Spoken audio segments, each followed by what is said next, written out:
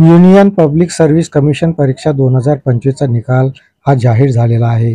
यामध्ये यवतमाळची अधिबा अनम हिने 142वी रँक प्राप्त करून बाजी मारली आहे. त्यामुळे अधिबाचा जिल्हाधिकारी बनायचा मार्ग हा मोकळा झाला आहे. अधिबा हिचं प्राथमिक शिक्षण यवतमाळ जिल्हा परिषद उर्दू प्राथमिक शाळेमध्ये झालं. अधिबाचे वडील हे ऑटो चालवितात. अधिबा अनम हिने महाराष्ट्रातील पहिली मुस्लिम आय-ए-एस होण्याचा मान पटकाविला आहे आणि ही बाब यवतमाळ जिल्ह्यासाठी नक्कीच अभिमानास्पद आहे. मेरी स्कूलिंग जो है वो यवतमाल महाराष्ट्र से ही हुई है। प्राइमरी मेरी जो है वो जफ़रनगर की ज़िला परिषद स्कूल से कंप्लीट हुई है। उसके बाद हाई स्कूल मैंने गवर्नमेंट कॉलेज से अपनी कंप्लीट की है। ग्रेजुएशन जो है वो मैंने पुणे के आज़म कैंपस से अपनी कंप्लीट की थी बीएससी मैथमेटिक्स में। 12th के बाद ही मैंने ये डिसाइड कर लिया था कि मुझे यूपीएससी करनी है। इंस्पिरेशन इसकी मुझे अपने मामू के थ्रू मिली, जो सेवा एनजीओ के सेक्रेटरी है।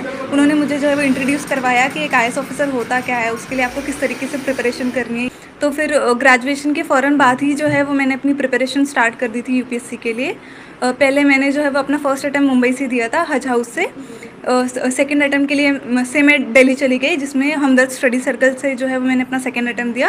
और फाइनली जो मेरा ये वाला अटैम्प्ट रहा है, जिसमें मुझे फाइनली सक्सेस मिली है, वो मैंने जामिया मिल्लिया इस्लामिया से दिया है, आरसीए में। मेरी ये जो पूरी जर्नी रही है उसमें बहुत सारे उतार चढ़ाव रहे हैं, लेकिन जो है मेरी फैमिली का सपोर्ट बहुत ज़्यादा इसमें रहा है, स्पेशली मेरे पेरेंट्स का। मैं फाइनेंशियली थोड़े हम्बल बैकग्राउंड से बिलोंग करती हूँ। मेरे पापा जो है वो ऑटो रिक्शा ड्राइवर है, लेकिन फिर भी उन्होंने कभी मुझे ये एहसास नहीं होने दिया कि हमारे पास रिसोर्सेज की कमी है। उन्होंने हमेशा मुझे सपोर्ट किया है।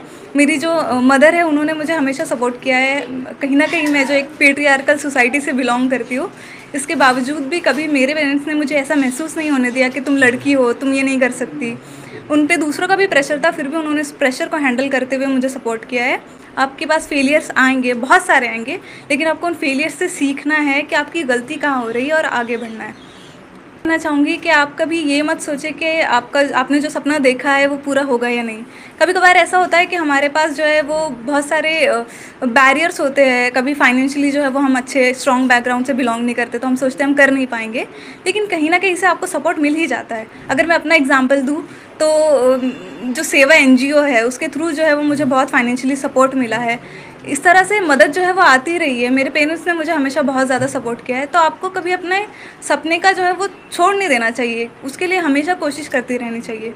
आप में खुद में वो जज्बा होना चाहिए कि आप उस अपॉर्चुनिटी को एक्सप्लॉइट कर पाए और उससे सीख पाए। तो बस एक फर्स्ट स्टेप है, एक तरह से मीन्स है ये कुछ हासिल करने के लिए, कुछ पाने के लिए।